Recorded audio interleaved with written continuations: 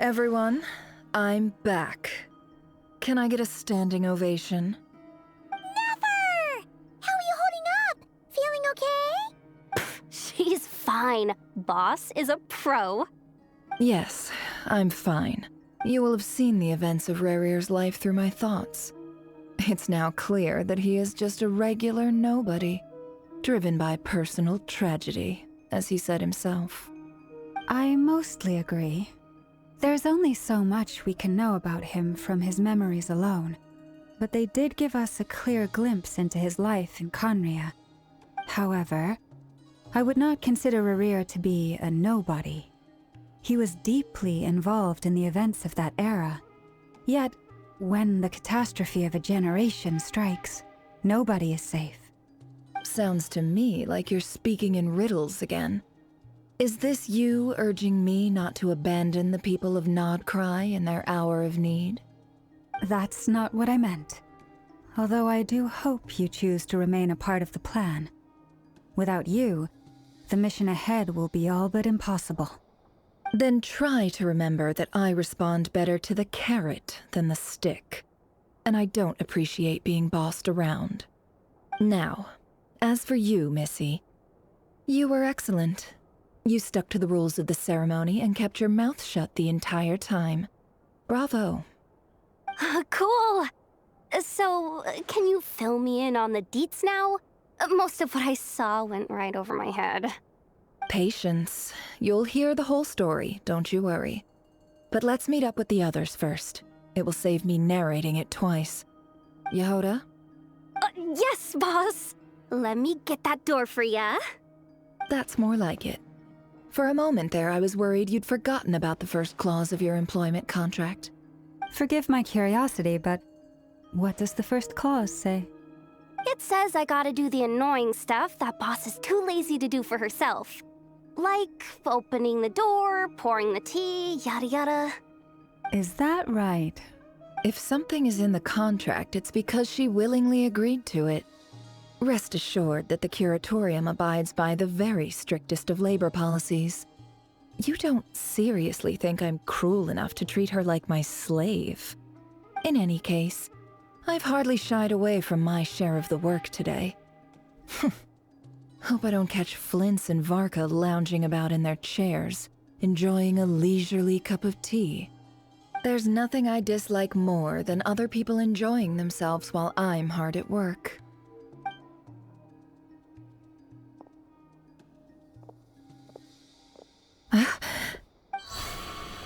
Oh no.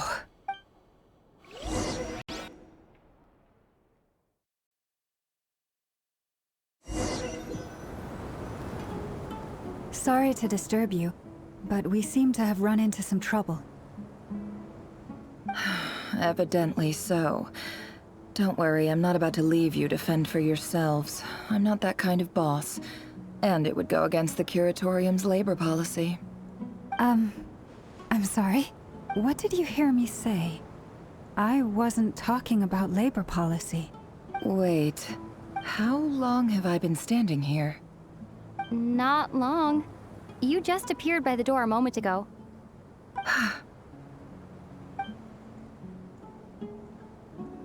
Boss, what's wrong? You look like you've seen a ghost. We've been tricked. We never left at all. Somehow I hallucinated that whole scene back inside the office. Hallucinated? But how? How indeed. This place should heed my will alone. All thoughts and actions that occur in here are just a result of pawns moving across the chessboard in a carefully calculated manner. And nobody has access to this chess set but me. So you control everything in here? More or less. But yes, it's a special technique of mine. Has anything like this ever happened before? Only once. It was the first time I used the chess set. Is there any similarity between what happened then and what's happening now? I suppose my thoughts are a little turbulent, which was also the case my first time. Is there anything I can do to help?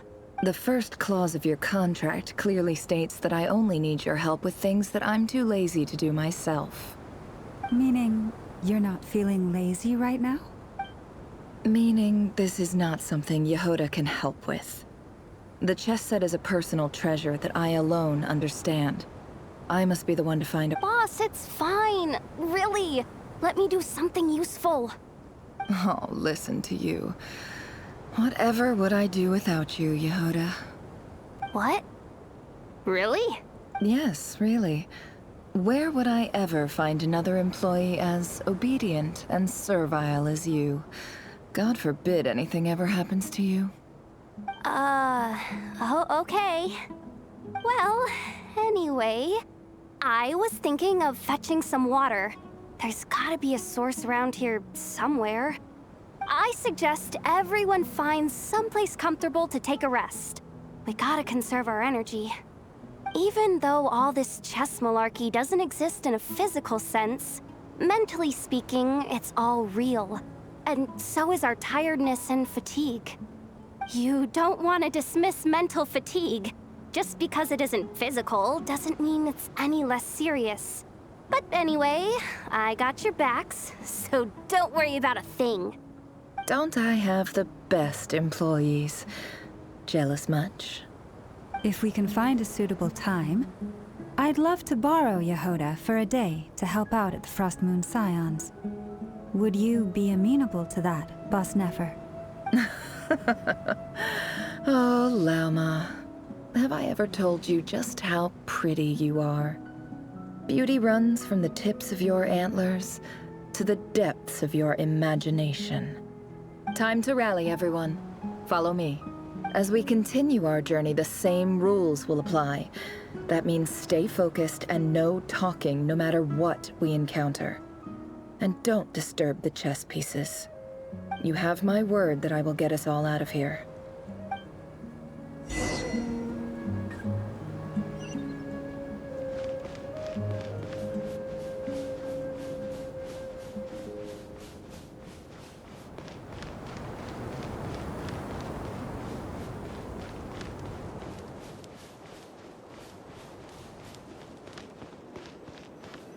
This place looks familiar.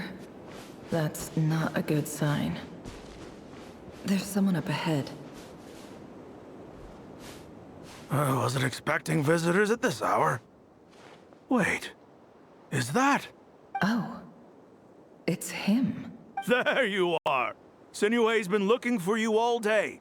I think he has some news for you. Oh yeah? What were you doing just now, Uncle Retinue? Hiding away some more loose change? I know I saw some Mora. What do you mean loose change? Oh, come on, I'm too old for this. Just pretend you saw nothing.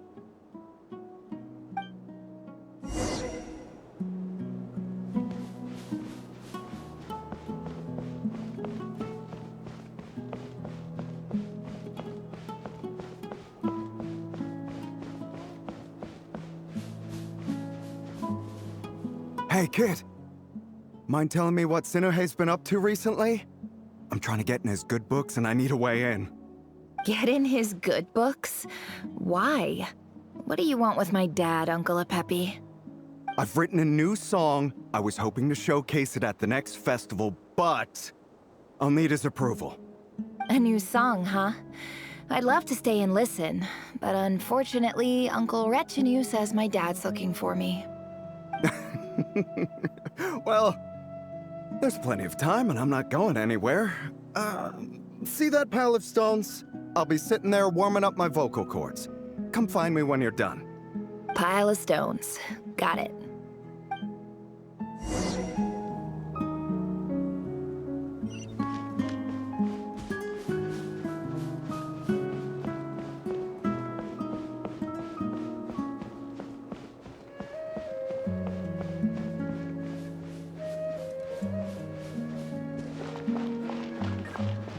Hi, Dad. Uncle Retinue said you were looking for me. Ah, there's my little princess. If you'd gotten back just a little sooner, you could have shared the spoils of war with me. Spoils of war? Who were you fighting against, Dad? It was just a figure of speech. The aftermath of a sandstorm is no time to be waging war. I was talking about our war against thirst.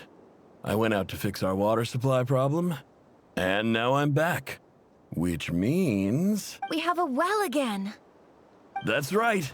I found a new one and brought back as much water as I could carry. It should last us for a good while. If it wasn't for these blasted sandstorms, our wells wouldn't be caving in. You wouldn't be spending all your time out searching for new water sources. As the chief of our tribe, I'm supposed to be leading us out of hardship and poverty, onto better things. You know how prosperous our ancestors were. I've told you all the stories. And look at us now, squeezed into these hovels. No one would choose this, if it wasn't for the endless wars over the years. But things are looking up. I started working with some folks from the academia a few months back. They gave me some contacts in return for my assistance in the desert. So you're the academia's helper now? Special ambassador, they call it. Think of it as a partnership. It's nothing bad, okay? We've been isolated here in the desert for too long. Seeking opportunities elsewhere is the best thing for us, and the fastest way to progress. So, do you get anything good out of being a special ambassador? Of course.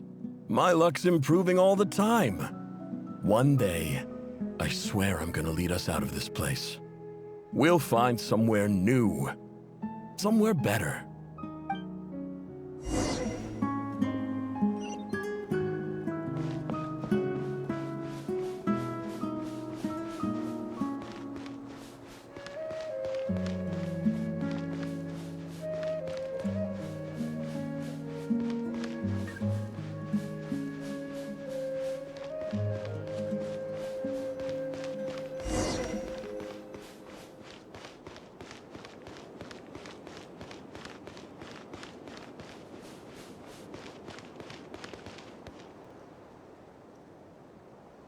That's our well, and you know it. You stole from us. Well, you've gone from chief to thief, and now you have to face the consequences. Did you really think you could take our water without permission and get away with it? You're either brave, stupid, or both. And that special ambassador act? Yeah, nice try. We spoke to the academia. They said it was all news to them. You're a liar and a cheat!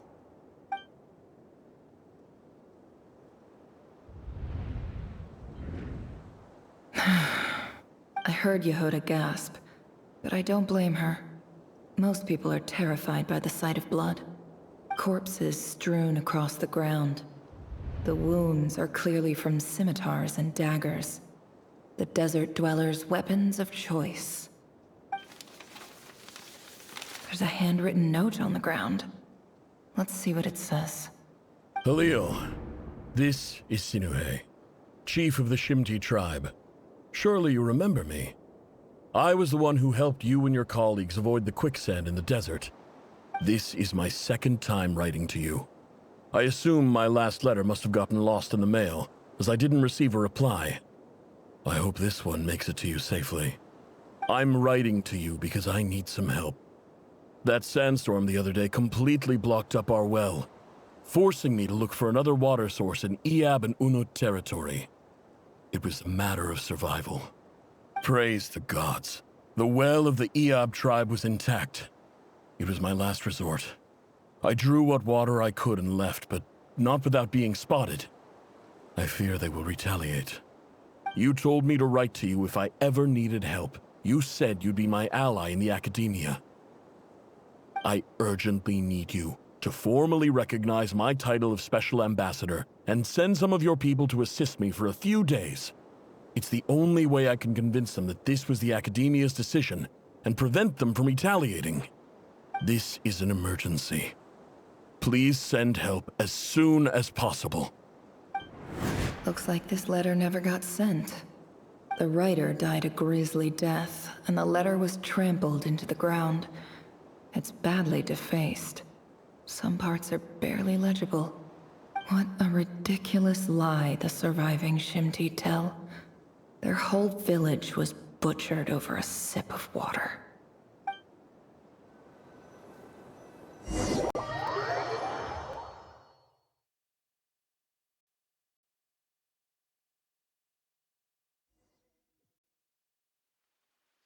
officer. Welcome. Welcome to our humble village. I thought you would at least have the courtesy to provide some respectable libations. This is the finest wine our village has to offer. I promise.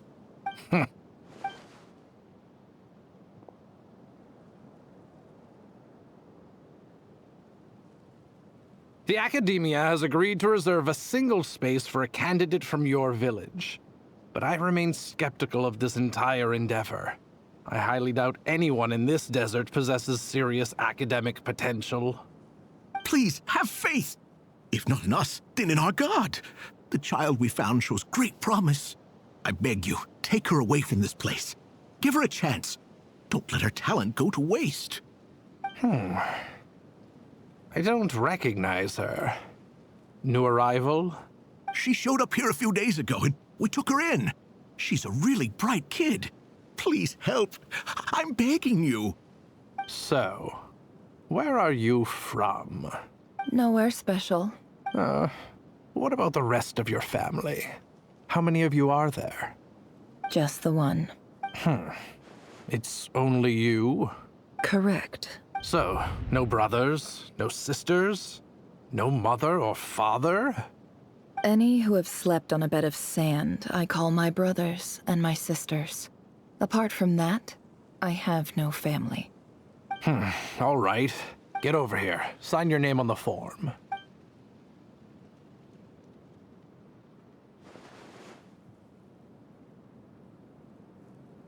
Neffer?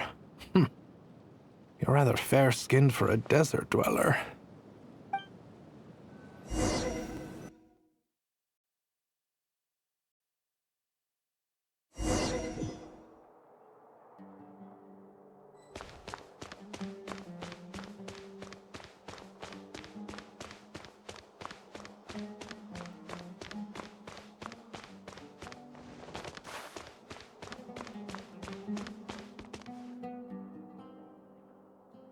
Neffer, this term's assignments have been issued already. Please read through the materials thoroughly, conduct your own additional research, and then write an essay on the topic. Yes, Professor, I'm aware. I just had a couple more questions I wanted to get your perspective on. Oh? Please ask away. Well, I saw the other students' problem sheets, and I couldn't help but notice that my assignment is much easier than theirs. Do you really think I'm a weak student? A weak student? Goodness, no. Quite the opposite. You have a sharp mind. Almost too sharp. I think what you're saying is, a weak student wouldn't have noticed the discrepancy. And if they did, they certainly wouldn't complain about the lighter workload. You see, sharp as they come. You see things the way they are. And I'm sure you know why they're like that. Because of where I come from. Because I'm different. I'm sorry, Neffer. I don't like it any more than you do. It's just... Anyway, you said you had a couple of questions? What's the other one? I wanted to check. If someone sent me a letter to the Academia, where do I go to collect it? Ah, your family wrote to you. Well, as long as they put your name on the envelope, someone should hand it right to you. Not exactly. It's not even a recent letter.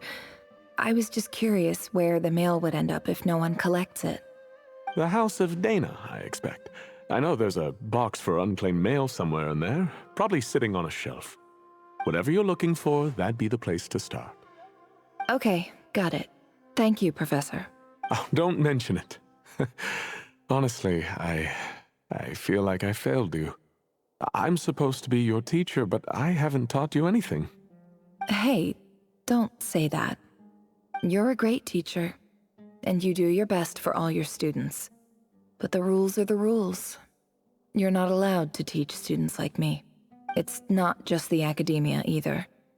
The whole world bends over backwards for the successful, and leaves the losers to suffer and die. Oh, my dear child.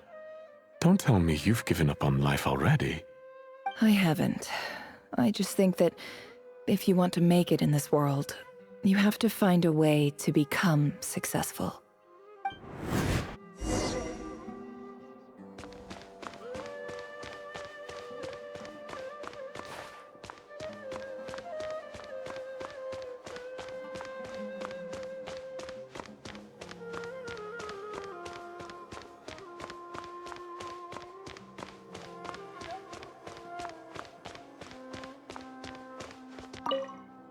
This must be it.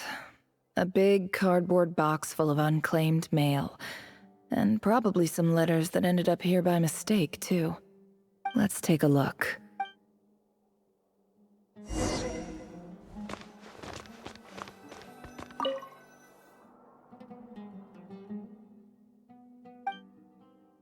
A dilapidation survey from Port Ormos. Looks like it's from a Corps of 30 representative. What a strange thought. A bunch of mercs losing sleep over rundown buildings. This one was never even opened. I guess the recipient didn't care what the Corps of 30 had to say about anything. Who was it addressed to? I don't recognize the name, but it must have been a Kasharawar professor. This one is addressed to the Immorta Sage. The title is Changes Observed in Satyavada Life Symptoms.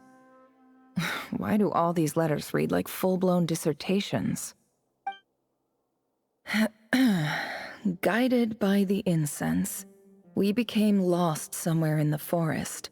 All the barriers between levels of consciousness disappeared as our minds soared around in circles, looking for a branch to seek refuge on. In clinical terms, these symptoms fit the description of incense poisoning. The Immorta Darshan strictly prohibits the use of hallucinogenic substances, but I believe there are still people getting away with it. For example, my neighbor who always breaks out into song and dance after using incense. This seems like something the academia would want to know about. Wait, what's this written on the back? The note says, "The sender authored this letter while under the influence of mushrooms. I would send it back, but no return address was provided. Stamped by the Grand Conservator of the House of Dana." This next one is addressed to Grand Sage Azar. A few words of protest regarding recent changes in Sumeru's educational policy. In recent years, the academia has taken on a small number of students from the desert region, as per the policy to this effect.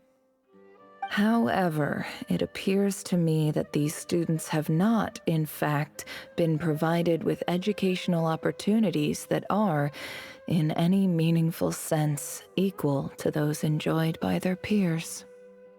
As well as receiving dumbed-down assignments and perfunctory tutoring, they do not even have full access to the Akasha system. Education is the fundamental purpose of this institution, which should go without saying in a nation whose founding virtues are knowledge and wisdom.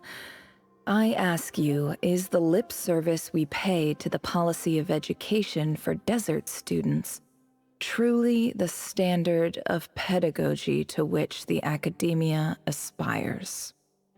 As Grand Sage, policy decisions are your prerogative.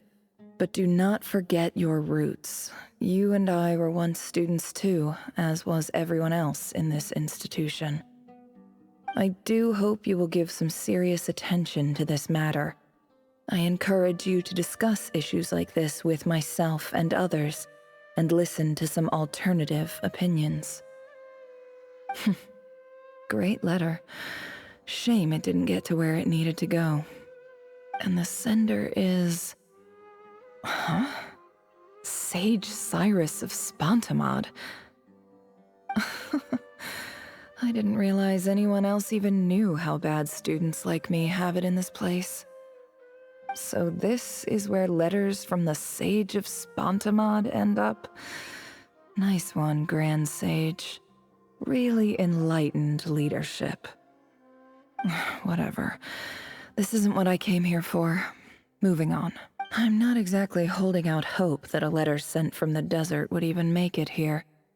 But if it did, where else would it end up if not in this box? I can't believe how much discarded mail there is. Must have been years since someone last went through it all. And this is just one box. The whole house of Dana is boxes on shelves. I don't believe for 1 second that any human being has sat down and read through all the documents in this place. Who has that much free time on their hands? Wait, could this be it?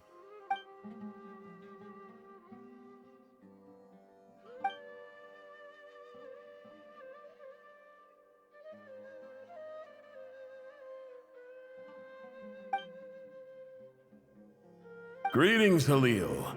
My name is Sinuhe, chief of the Shimti tribe. I was the one who came to you and your colleague's aid when you ran into trouble in the Great Red Sand. I don't know how well you remember it now, but I brought you to safety and gave you some water and other supplies. You seemed very pleased and told me your name. In my tribe, learning a person's true name is serious business, and I therefore see you all as friends. You were kind enough to leave your contact details, so we could stay in touch. The Shimti tribe lives a harsh, nomadic existence in the desert. You were sympathetic towards my plight, promising to make me a special ambassador of the academia and help us find a way to make a better living. This brings me to my reason for writing. Our tribe has fallen on particularly hard times, and I would like to ask for your assistance. There was a terrible sandstorm a few days ago, which blocked up the well in our land. To ensure my people's survival, I had no choice but to venture into Eob and Unut territory in search of an alternate water source. The Eob and Unut are descended from the Thamudians, while we trace our ancestry to Tulatala. We worship the Lord of Flowers and have had relatively good relations with our fellow tribes up until now. I found a well belonging to the Eob tribe. They declined to help us, but I really had no other option, so I took some water to keep me and my tribe alive. My actions are certain to incur their wrath. When we met, you assured me that you would be my ally in the academia. I would like to take you up on that offer, because I really need your help. I wonder if you could send an academia representative to meet with me. That aside, the last time you were here, you mentioned that the academia had started accepting students from the desert, and I told you a little about my daughter, Neffer. We have next to no resources here in the desert, and my power and influence are limited. Would you consider enrolling my daughter at the academia? She is a smart girl. I know she won't disappoint you. From the outset, the academia never took you seriously. Those things they promised were just empty words. I doubt they even remember the name Sinuhe. And you were so emphatic that your luck had finally changed for the better. You swore you'd lead us to a better place one day. You spoke with such conviction, like you were the most powerful chief in the whole desert. You liar. You lied about everything. You promised the world and delivered on none of it. And who fell for it? Just me, by the looks of it. Despite your best efforts. Which makes you a pathetic liar. You weren't even any good at it. I think I'll take over from here. Let me show you how it's done.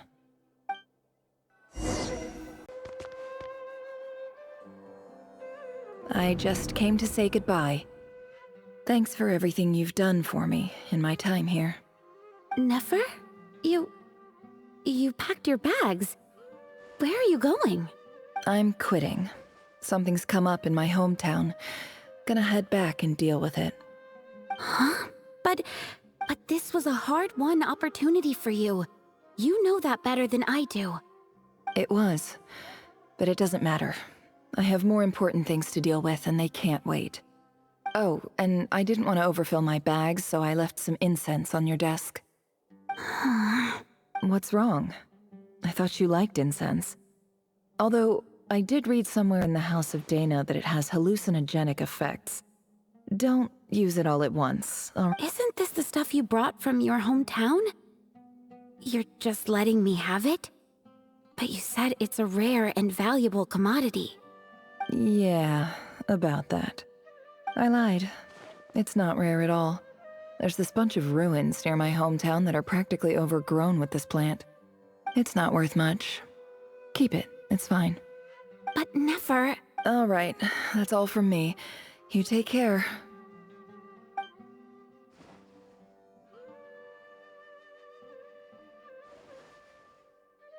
Don't forget me, okay? I mean, we're more than just classmates, right?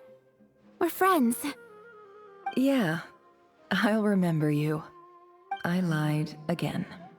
That incense is worth a fortune, and it's a rare find even in those ruins. And as for remembering her, I have far too much to do when I get back. No time to reminisce. I'll be lucky if I even make it through this alive. But either way, I expect I'll forget you pretty quickly.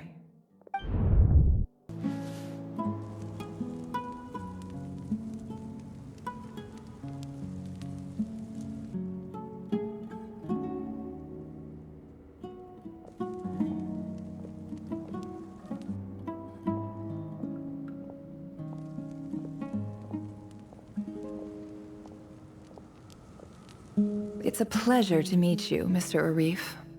So, what does the Academia want?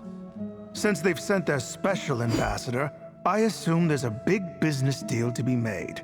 If not, I'd be very disappointed. Please, sir, lower your blade. You're lucky I'm the one they sent. Not all special ambassadors share my admiration for the Iab people. The ever-shifting balance of power in the desert reduced the once great civilizations of this region to rubble and sand. But the story of the Iab has a very different trajectory. Others grew weak, but you grew strong, beginning in obscurity and moving to prosperity. You're the only ones who defied the trend. Huh. So, you do know who you're dealing with? This well is the perfect symbol of your strength, is it not? It used to belong to the Unut, but it looks like you have control over it now. You're not wrong.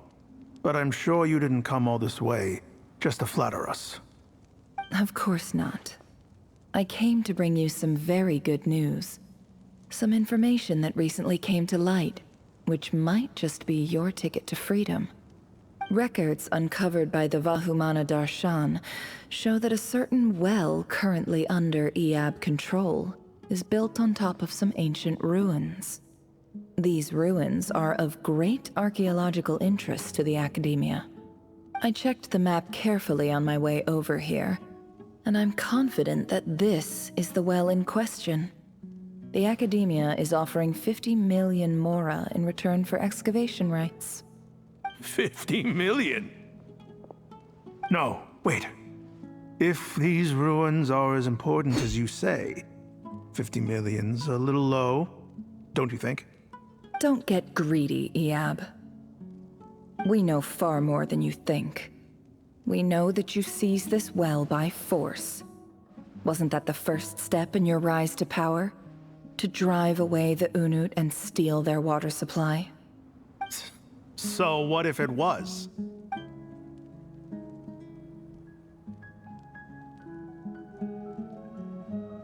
Don't worry. As unscrupulous as it was, it's something we're willing to overlook. The Academia is only interested in dealing with the de facto power holders in the region. I hope I am making myself clear. And I hope your words are the truth.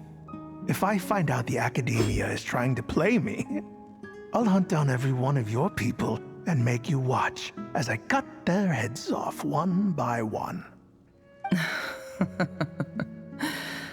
I assure you, Chief, that would not be in your long-term interests.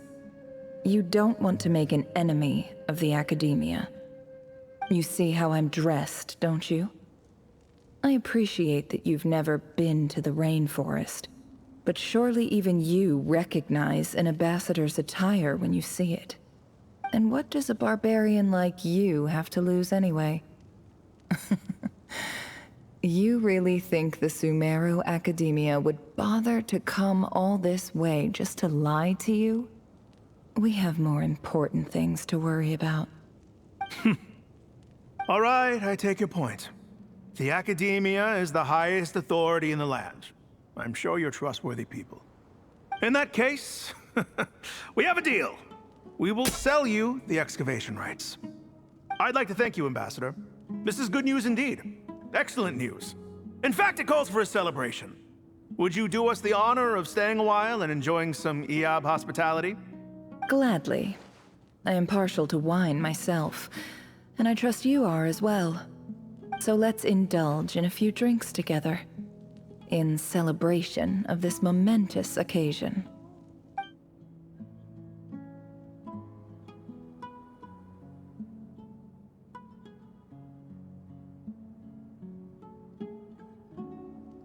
Chief! Chief, it's an emergency! It's the Unut. They've taken the well. What? Well, don't just stand there. Take it back. Yes, Chief. I have every confidence in the Eab's military superiority, and yet... What is it? The Unut's response was alarmingly fast. The day after we reach a deal, they seize the well. This can't be a coincidence. Perhaps there is a traitor in your midst. I don't think so. I am obliged to remind you, Chief, that the Academia will only deal with the de facto power holders. If you cannot regain control over the well, I'm afraid you won't see a single mora of that 50 million. No! Please, Ambassador, just give me some time. I swear the Unut will not get away with this. That well is ours, and so is the mora. Glad to hear it. I will wait here for an update. If there is a traitor, I will find them. In the meantime, make yourself at home. I'll report back as soon as I have an update. Much obliged. Wow. All it took was a few words and I've got him wrapped around my finger. What an amazing feeling.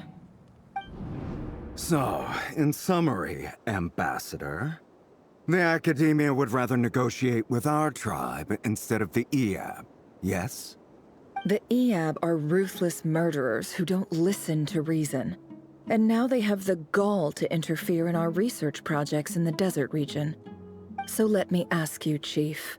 If you were the Academia, what would you do? Kill them all. Of course. Precisely.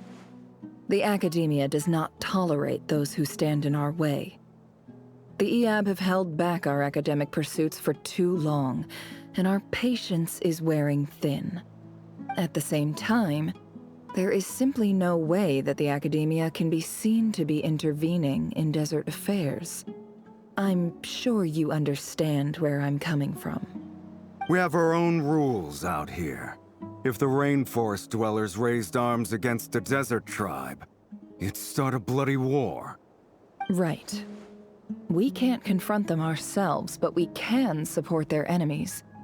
The Unut have always had strained relations with the Eab, which makes you our natural allies. Natural allies. Weren't the Eab your allies once? You were quick to send them after us to protect your interests back when we stole that water. And now look at you. You're at each other's throats. Let me be clear. The Academia wishes to collaborate with the legally recognized rulers of the desert in this matter. We are asking for excavation rights to that well, and our offer is 50 million mora. Say no more. I believe we have an understanding. Good. Then I suggest you get to work. Get us access to that well, and the mora's yours. You see, Dad? Lying is easy when you know how. People will believe anything.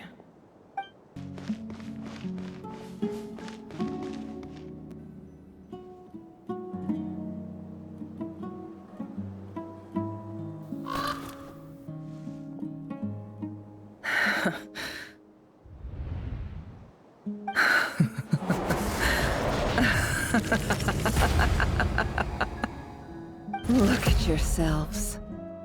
You may be vile, savage monsters, but your butchered bodies bleed like any others. You're no different.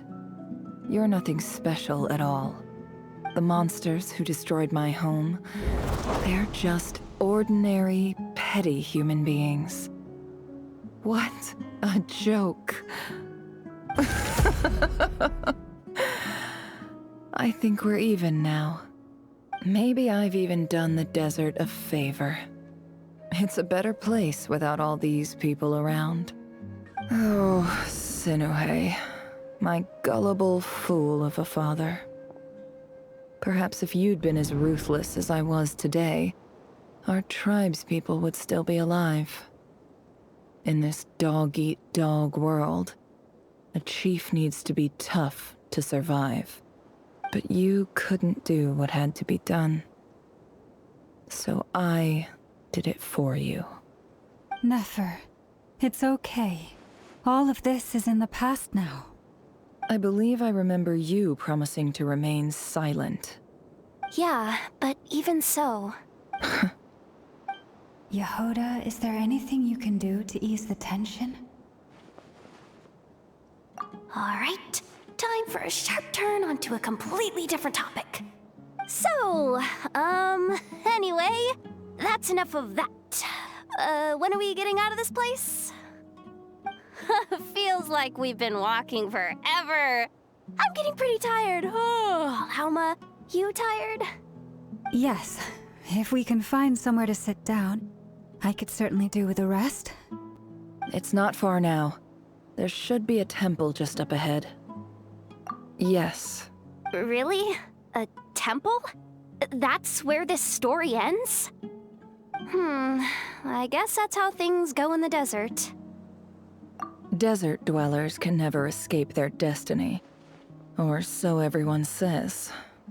I never wanted to believe it, but looking back now, I'm as desert as they come. You mentioned a temple. What's waiting for us there? My biggest trade secret of all. Ah. Then I'm guessing it's where you got your power from. The power to peer into other people's minds. I didn't know you were clued up on any other religions. I'm no expert in the history of Sumeru, but since you come from the desert, I would imagine it has something to do with King Deshret. Sounds impressive. Oh, I know who you mean. General Mahamatra Sino. The spirit of Hermanubis dwells within him. That's Boss Neff for ya. She knows everything. Sino's hardly a figure of obscurity, but I know about Sethos too. What about him? Is he a big deal or something? Well, he's not a small deal, let's put it that way. Please, this is the bare-bone basics. Save the flattery. Thanks for your patience, everyone. I'm sure it's been a lot to take in. With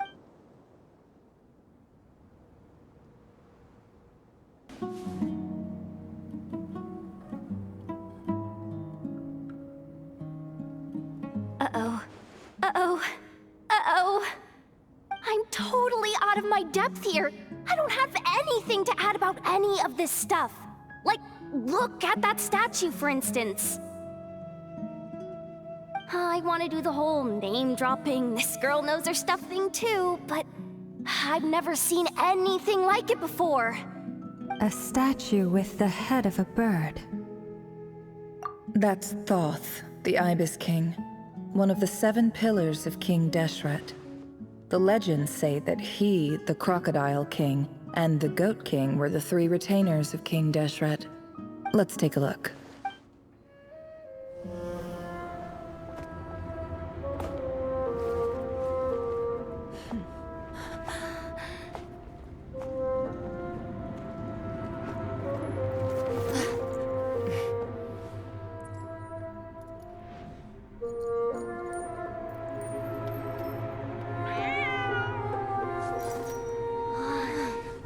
just Ashru. So, all is well?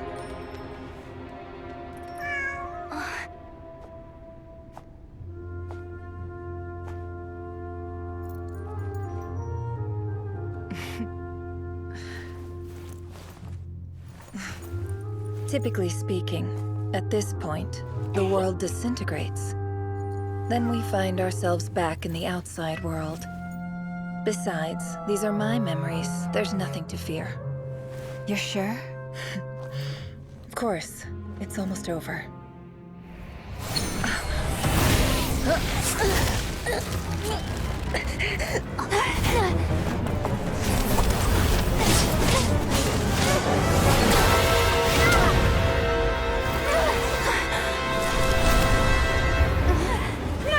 Hold on!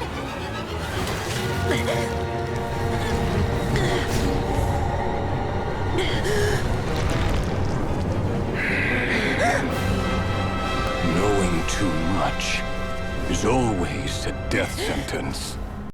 Speak for yourself.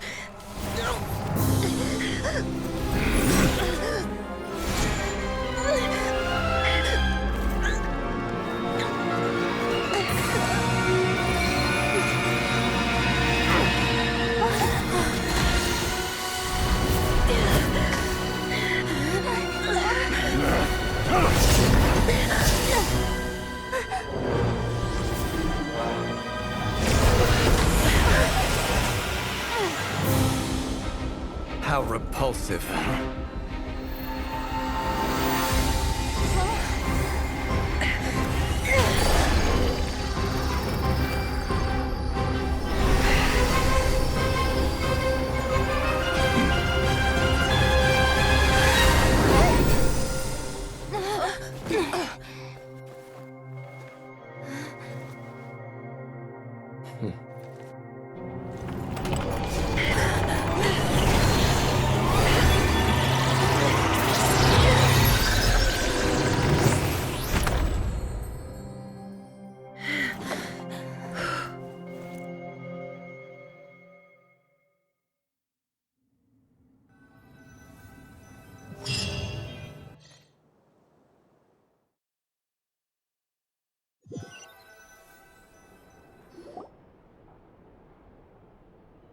Timed that pretty well, didn't I? It's okay. I'm just glad no one was hurt. Paimon noticed you doing something too, Dainsleif. Were you helping get them out? Of course. When I asked Neffer to conduct this investigation, I was not naive to the dangers involved. I had a duty to ensure your safety. Good to know your sense of justice is still intact after all these years. I take that to mean that you saw the truth. That comes as a great relief. I certainly did. And thanks to your help, I also managed to trap Rerir inside the chess set. Whoa, really? How'd you manage that? Well, to be honest, I sensed that something was wrong long before we made it to the temple. By using this fragment to probe into Rerir's past, well, the monster formerly known as Rerir, it seems I alerted him.